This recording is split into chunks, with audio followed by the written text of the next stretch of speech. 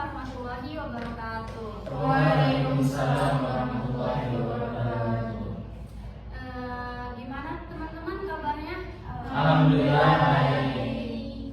Alhamdulillah ya, kabarnya pada baik. Terima kasih sebelumnya yang telah hadir dalam bimbingan kelompok kali ini. Oke teman-teman, sebelum kita memulai bimbingan kelompok kali ini, alangkah baiknya kita memulai dengan berdoa terlebih dahulu. Siapa yang di sini ingin memimpin doa? Saya Kak. Oke. Karena kita mulai bimbingan pada hari ini dengan membaca surah Al-Fatihah. Al-Fatihah dimulai.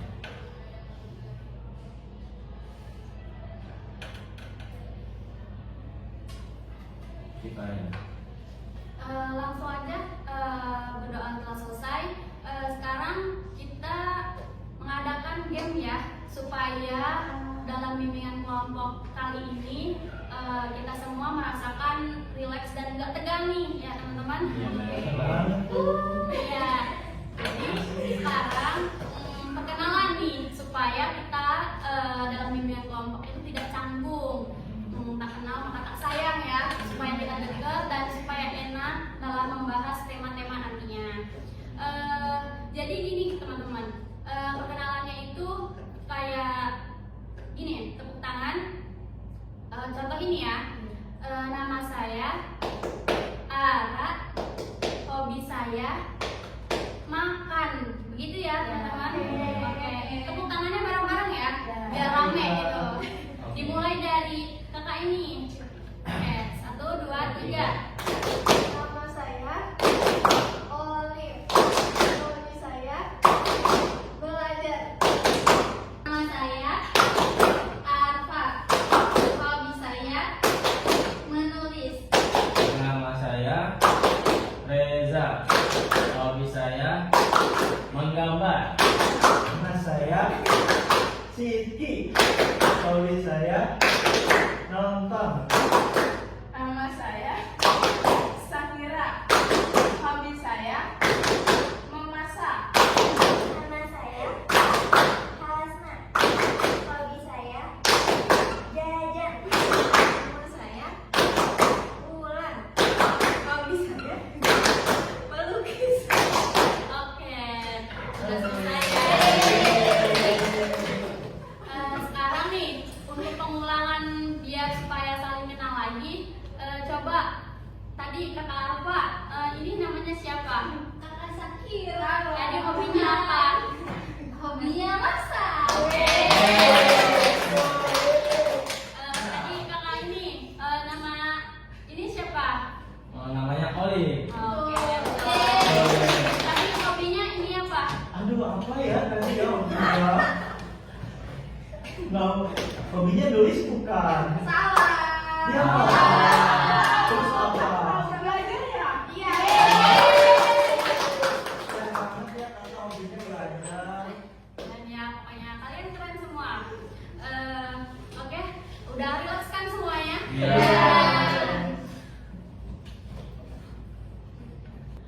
Oke teman-teman, apakah kalian tahu dikumpulkan seperti ini untuk kegiatan apa? Oke, jadi kegiatan kali ini itu untuk melaksanakan bimbingan kelompok. Sebelumnya, apakah dari kalian ada yang pernah melaksanakan bimbingan kelompok? Oke teman-teman, kalau perhatikan ya, jadi kegiatan bimbingan kelompok ini adalah salah satu kegiatan yang ada di dalam BK, yang mana nanti kita akan berdiskusi tentang suatu tema yang akan kalian pilih nantinya.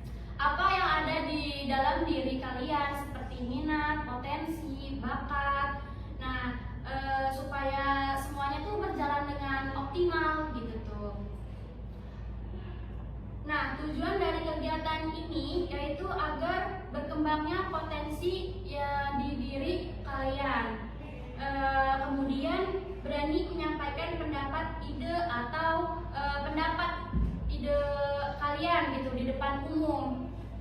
Dan juga menambahkan wawasan dan pengetahuan. hal ini dilakukan itu supaya tidak mengalami masalah yang sama atau kita berupaya untuk mencegah ya. Nah, jadi saya harap supaya kegiatan ini berjalan dengan lancar, dari masing-masing kalian ini aktif gitu untuk berpendapat, ya berpendapat mengenai tema-tema yang akan kita angkat nanti. Jadi untuk kalian jangan ragu atau jangan gugup untuk aktif dalam bimbingan kelompok kali ini ya. Jadi harapan saya kita bisa sama-sama terbuka itu. Apapun yang ada di dalam pikiran kalian kita diskusikan nih bareng-bareng gitu. Seandainya ada hal yang dibicarakan mungkin bersifat rahasia, saya minta tolong untuk kalian menjaga kerahasiaan topik yang dibawakan ya. Karena jika bersifat rahasia ini wajib sangat dirahasiakan, ya privasi. Nah, saya minta tolong jaga kerahasiaannya ya. Sampai pada di sini apa ada yang ingin ditanyakan? Sepertinya tidak.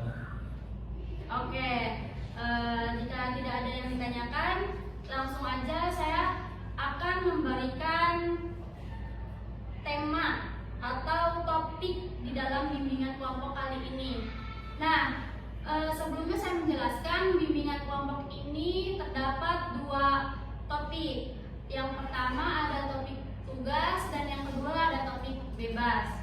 Nah, topik tugas itu adalah topik yang diberikan dari pimpinan kelompok, yaitu saya sendiri kepada kalian untuk dibicarakan atau untuk diselesaikan.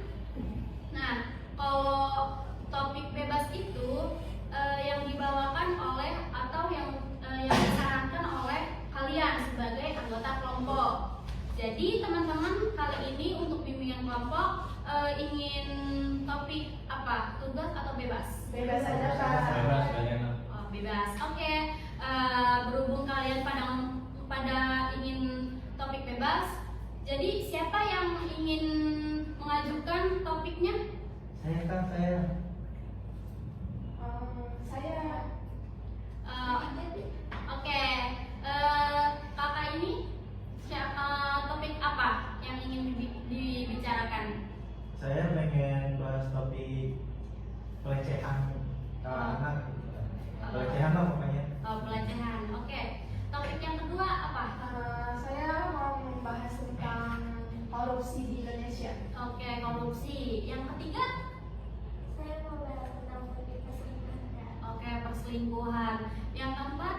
Aku pengen yang itu yang tempo dikirim. Oke, Tempo dikirim. Kita voting ya untuk menentukan tugas bebas ini. Siapa yang tadi milih topik perselingkuhan? Itu kan? Satu orang doang. Oke. Tadi siapa yang topik Korupsi. korupsi? Siapa yang milih? Emang itu boleh. Oke, 2 orang. Ya. 2 orang doang. Nah, yang tadi topik pelecehan siapa yang milih? Saya. Wah, banyak ya. Iya. Oke, jadi tadi berhubung banyak yang milih topik pelecehan, jadi untuk Kak Suci tolong dijelaskan dari topik tersebut. Oke, baik teman-teman semuanya. Ini saya akan membahas tentang sedikit tentang pelecehan ya. Kita ngobrol santai aja. Nah, jadi belakangan ini tuh banyak pelecehan seksual gitu, entah itu mungkin dari kemarin kita dengar sebelumnya itu dari pondok pesantren malah kan, di bawah guru ngaji juga. Nah, itu juga. Terus juga yang dari dokter. nah ya itu setelah itu kan sebelum dari dokter itu ini ya, setelah dari itu baru dokter gitu kan. Pokoknya segala profesi deh pelecehan gitu ya. Nah, bahkan juga yang baru-baru ini juga mahasiswa tuh. Iya benar. Iya. Itu parah banget. yang sampai ada videonya itu Iya itu yang kepala sekolah kan tuh. oh Pokoknya yang sama anak OSIS ya. Iya. OSIS, ada OSIS. itu kan kepala sekolah. Pokoknya jadi di sini pelecehan itu nggak mandang umur, nggak mandang profesi ataupun itu, selagi kita ada niat jahat ataupun selagi kita ada niat tidak benar itu pasti Selalu dilakukan. iya masuk itu. Nah, tadi udah dijelaskan ya tentang pelecehan yang marak-maraknya di Indonesia sekarang gitu. Apalagi di berita-berita kan ya udah pada tahu semua. Tadi sudah dijelaskan oleh Kak Siti.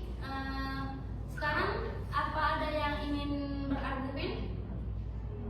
Mungkin kalau dari sepengetahuan aku kan namanya pelecehan itu dilakukan antara sengaja dan nggak sengaja ya, Kak. Iya.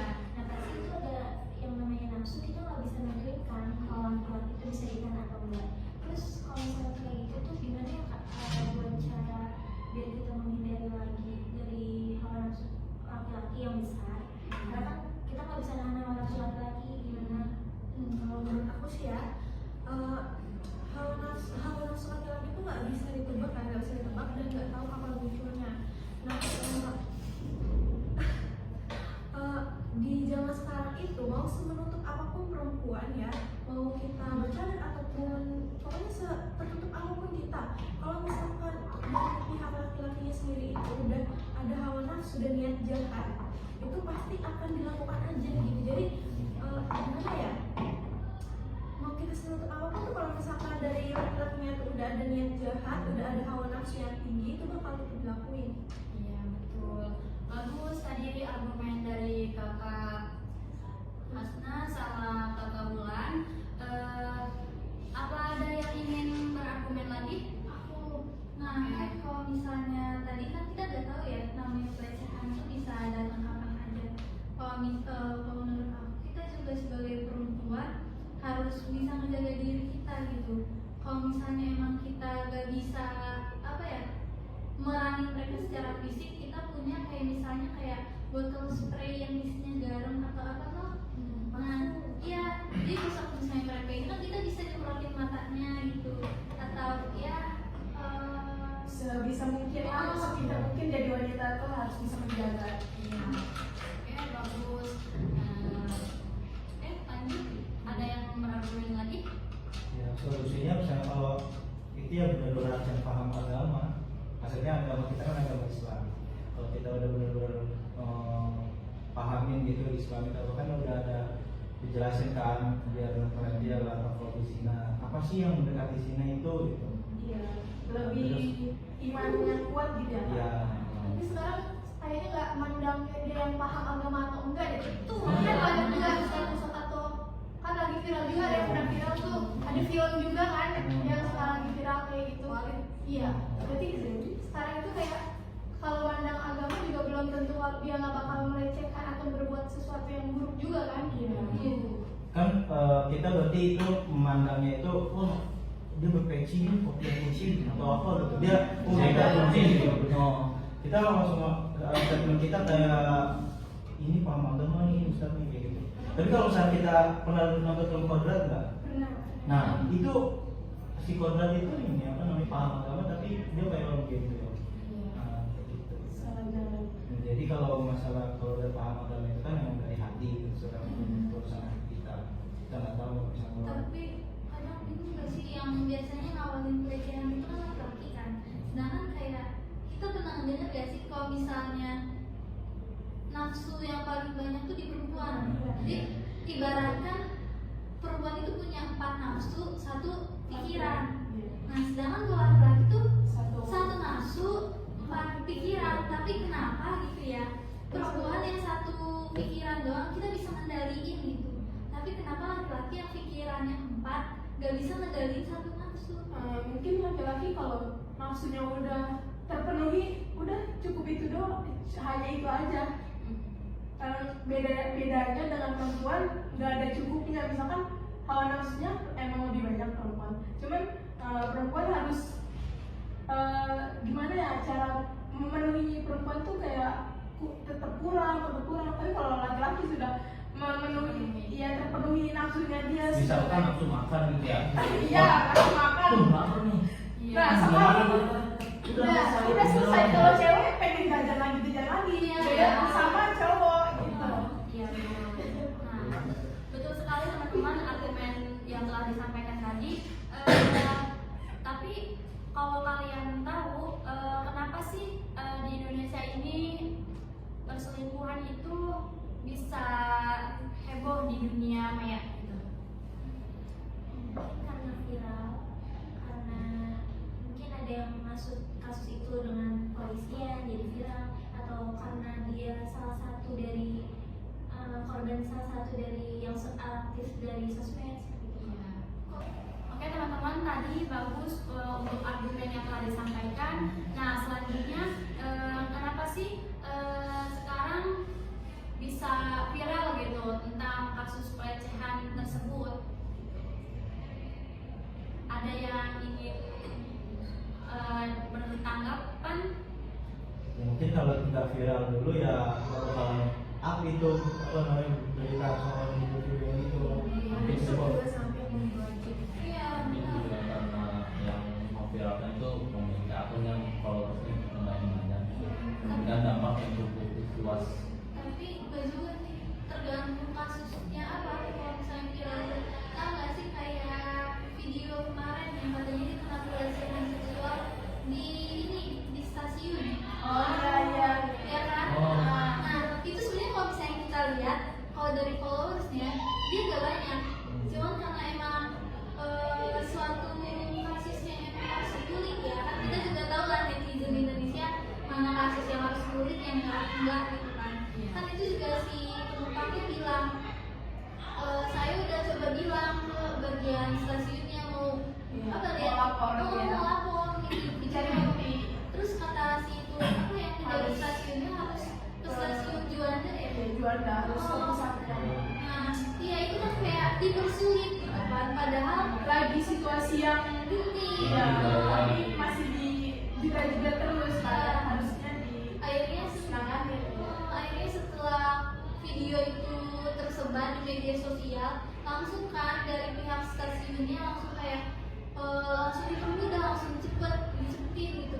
Sebelum viral berarti belum ditangani atau belum di up ya. Iya. Berarti harus viral terlebih dahulu. Kalau menurut aku mungkin kayak tenaga kerja Indonesia, menurut aku ya kurang kerja, kurang kayak ini apa sih namanya? Antusias. Kayak apa ya namanya? Langsung paham Tidak gitu. Tapi dari kasus kayak pelecehan kayak gitu terkadang itu juga tindakannya lihat nih dari orang itu berpengaruh atau enggak. Biasanya orang dari itu kan kita kayak viralin, jadi biar orang banyak yang tahu kalau yang dia orang yang terpandang, orang berpandang kan bisa langsung diakses. Jadi lebih baik viralin dulu. Oke, baik. Tadi sudah dijelaskan tanggapan-tanggapannya cukup baik. Selanjutnya, apakah ada yang ingin bertanggapan lagi tentang pelecehan seksual yang sedang marak-maraknya di Indonesia seperti ini? Jika ada yang ingin bertanggapan, diharapkan acungkan tangan. Oke, kasih Ki, silakan. Mungkin ini ya, tadi kan kita bahas pelecehan seksual terusnya gitu kayak di haknya kok nggak ini, mungkin karena kenapa kayak harus viral dulu gitu. Iya. Kenapa ya harus viral dulu? Karena memang kayak hukum di Indonesia itu kurang kayaknya gitu. Iya, betul. Segala sesuatu kayak kita pengen laporkan polisi, kalau nggak ada duitnya tuh baru apa namanya kalau dia nggak ditindak kalau nggak ada duitnya. Tapi kalau ada duitnya ditindak gitu. Juga apa namanya, pokoknya segala hukum deh kayaknya digituin semua deh. Makanya kita ini the power of media sosial kan, Iya, Gen Z. iya. Nah, udah mah cepet ya media massa gitu. Oke, kata mungkin kayak hubungan pemerintah sama masyarakat ya, kalau misalnya bilang mah kurang. Itu yang jadi kenapa hukum di kita tuh kayak jomplang banget gitu kan. Kurang dekat ya. Iya, kayak kemarin yang RUU TNI. Nah itu kan tentang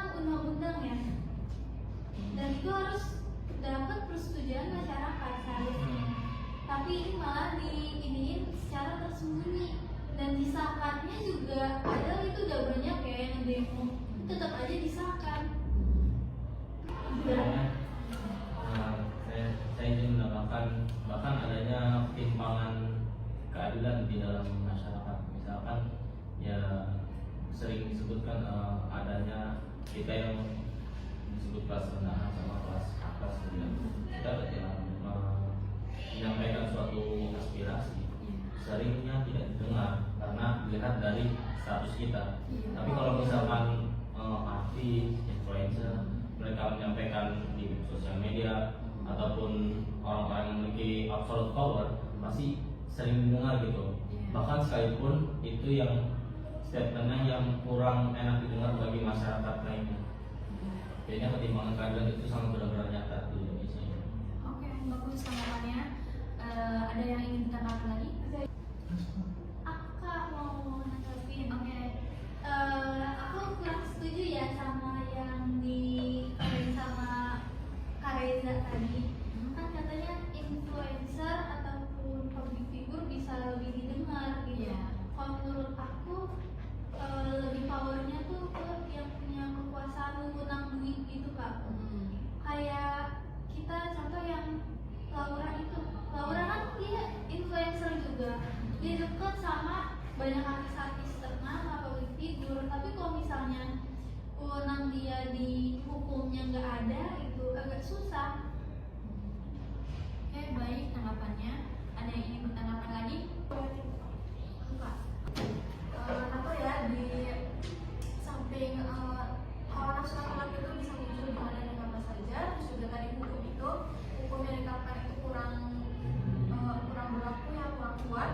Itu juga menurut saya di samping itu faktor pendidikan itu sangat penting ya, karena di Indonesia ini SDM itu masih cukup rendah.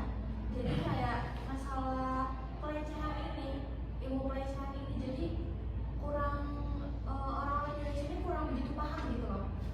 Berapa bahayanya gitu pelecehan ini. Ya. Oke, bagus tadi untuk tanggapannya. Ada yang ingin bertanggapan lagi nggak? Saya lagi Kak.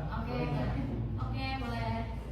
Ya, juga mungkin tadi karena ya ada hukum dan juga pendidikan, mungkin faktor dari keluarga kita juga bisa mempengaruhi itu. Atau apa, kita di rumah tuh kita jadi broken home, kurang kasih sayang orang tua juga. Nah, jadi si anak ini siapa tahu kayak jadi nolak kan, jadi nolak di rumah. Kalau yang cowoknya misalnya di rumah terus dia nggak bergaul sama siapa juga, nah, dia nyari sesuatu yang menyenangkan apa sih, sesuatu yang seru apa sih. Jadi mereka dia banyak hal gitu kan, sampai ke tahap yang pelecehan itu. Dan mungkin kalau yang buat wanitanya juga bisa jadi kurang kasih sayang sama orang tuanya, masuk broken home itu.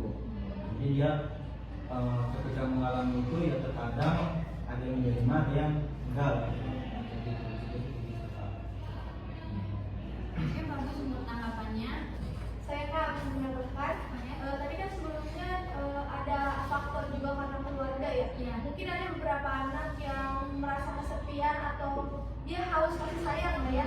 Intinya itu jadi ketika ada orang yang mungkin melakukan hal-hal yang kayak pelecehan gitu, dia kayak wah ini ternyata kayak gini ya, apa ini sayang sama aku ya, kayak gini dia melakukan ini ke aku. Jadi dia tuh kayak nggak bingung nih, ini tuh salah atau bener. Iya, Gitu. betul. Ya, betul banget pendapat dari Kak Olive. Lalu gimana kan sama pelecehan yang di bawah umur, yang terjadi di bawah umur, yang terjadi oleh kasus anak kecil di bawah umur berusia 5 tahun dilecehkan oleh kakak laki-lakinya oleh bapaknya. Itu gimana cara menanggapinya kan? Karena anak kecil nggak bisa speak up kan untuk ngasih tahu gimana sih kalau misalnya dia diperlakukan, dia hanya nurut ke orang yang lebih tua. Jadi gimana sih kalau kalian lihat anggapan melalui kasus ini gitu? Oke, ada yang ingin bertanggapan? Ini juga jatuhnya karena lebih ke mental gak sih kalau anak kecil, karena kan dia belum ngerti untuk menjelaskan gimana yang diperlakuin sama apa pelakunya juga. Iya. Tapi Oke, Kak Arka. tapi kalau menurut aku kalau misalnya perempuan kalau misalnya dari dilecehin mau itu anak kecil dari dia atau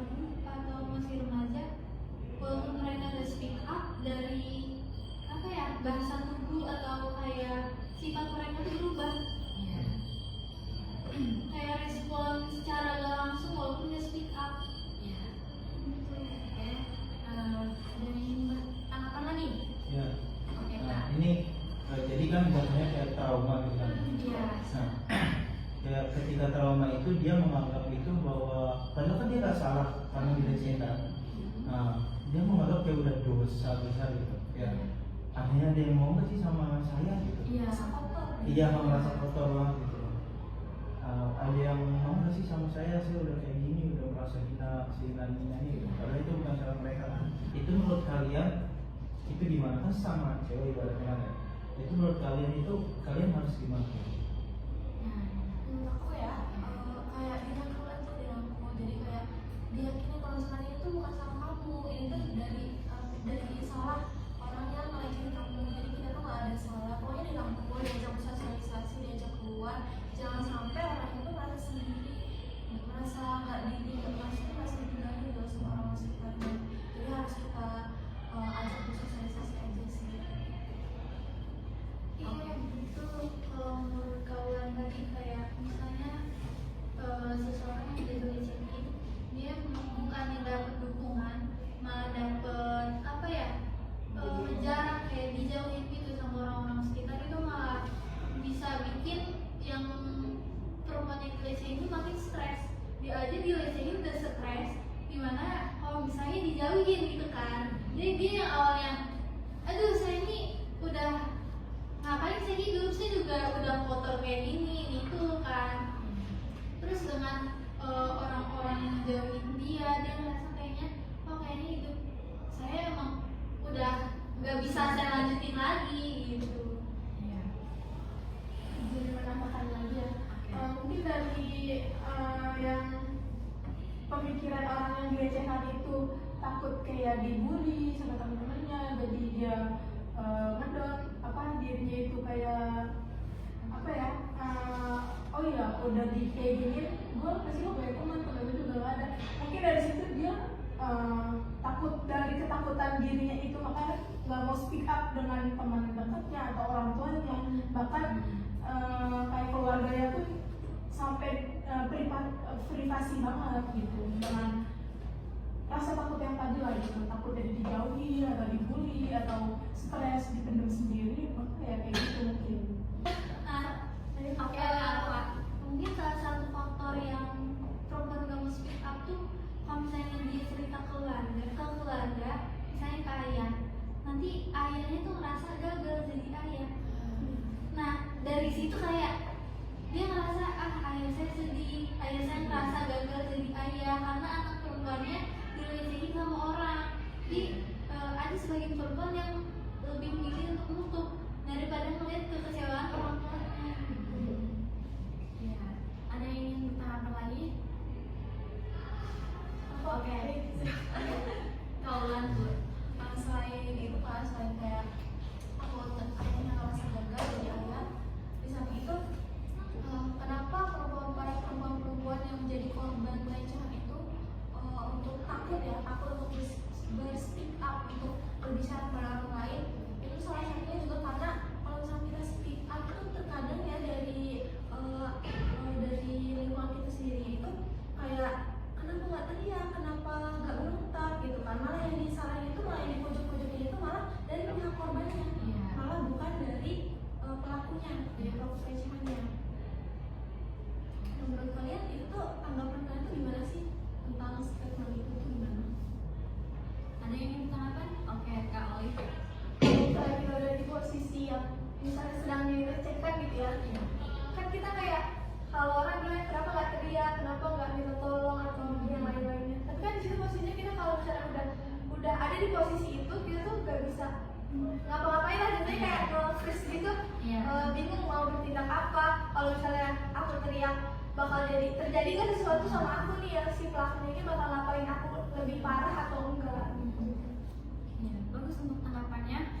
Oke teman-teman, tadi kita sudah membahas ya dan berargumen tentang pelecehan seksual. Argumen kalian sudah cukup bagus dan cukup baik ya. Gimana nih caranya upaya untuk pencegahan dalam kasus tersebut? Ada yang ingin bertanggapan? Oke, Mungkin pencegahan untuk kita bisa melakukan beberapa cara ya. Salah satunya kita menjaga pakaian kita gitu. Terus yang kedua kita juga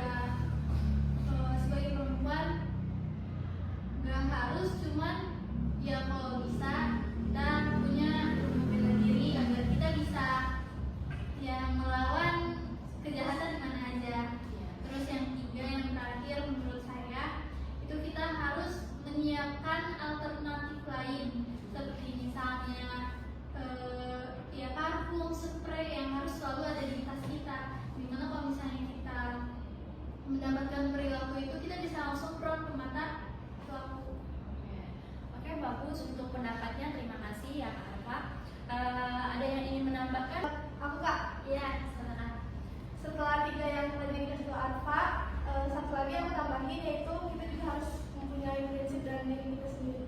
Iya. Ada yang ingin menambahkan lagi? Oke, cukup. Dari tadi yang dijelaskan oleh Kak Arfa dan Kak Olive untuk pencegahannya dalam kasus ini sudah cukup bagus. Oke teman-teman, tadi untuk pencegahan sudah disampaikan cukup baik ya. Apa yang bisa kita simpulkan nih dalam pembahasan kali ini? Siapa yang ingin menyampaikan kesimpulan? Saya Kak. Oke. Mungkin dari banyaknya pelecehan yang terjadi ya di berbagai ranah hukum, ranah kepolisian ataupun ranah pendidikan, yang dimana setiap korban itu memiliki setiap orang memiliki mental psikis. Berarti yang bertanggung jawab, yang termasuk yang bertanggung jawab itu adalah teman-teman di sekitar, orang-orang di sekitar kita. Ya kalau misalkan kita yang menjadi korban tidak memiliki orang-orang di sekitar kita, kepada siapa kita harus speak up gitu ya. Yang ditakutkan, misalkan korban-korban tidak memiliki orang-orang di sekitar, dia yang terjerumus sendiri gitu. Bahkan pelakunya mungkin sudah melupakan dosa-dosa yang telah ia lakukan. Ya, mungkin itu saja yang bisa saya sampaikan. Oke, terima kasih untuk penyimpulannya. Oke teman-teman, tadi sudah jelas ya dijelaskan oleh kalian dari awal sampai akhir, sudah cukup jelas. Dan sekarang siapa yang mau menyampaikan kesan dan pesan selama bimbingan kelompok dari awal sampai akhir kita laksanakan? Saya Kak. Oke Kak.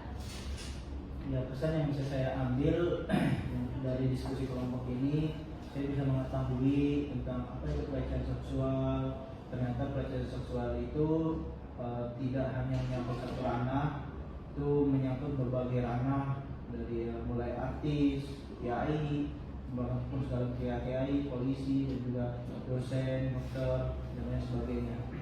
Itu yang bisa saya ambil dari hikmahnya itu. Ya, karena berbagai macam pelecehan seksual, juga ada pencegahan tadi, serta pesannya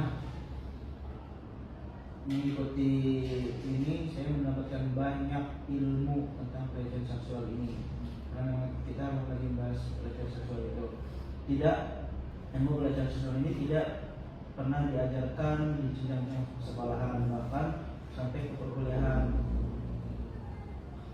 kecuali kalau kita mencari ilmu itu ataupun kita mengikut seminar-seminar. Dan ini alhamdulillah saya mendapatkan ilmu-ilmu yang banyak dan juga bermanfaat. Oke, terima kasih untuk kesan-kesannya. Sekarang kita perjanjian kontrak ya untuk melanjutkan sesi bimbingan kelompok yang akan datang.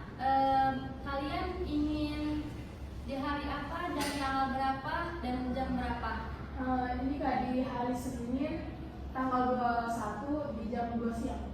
Setuju kalian semua? Setuju. Oke, jadi bimbingan kelompok selanjutnya akan dilaksanakan di hari Senin tanggal 21 di jam 2 siang ya. Diharapkan semuanya hadir supaya kita sama-sama membahas kasus-kasus yang lebih luas lagi. Mungkin cukup sekian ya bimbingan kelompok hari ini. Kurang lebihnya mohon maaf. Sebelum kita ditutup, mari ucapkan hamdalah. Alhamdulillahirobbilalamin. Wassalamualaikum warahmatullahi wabarakatuh. Waalaikumsalam warahmatullahi wabarakatuh.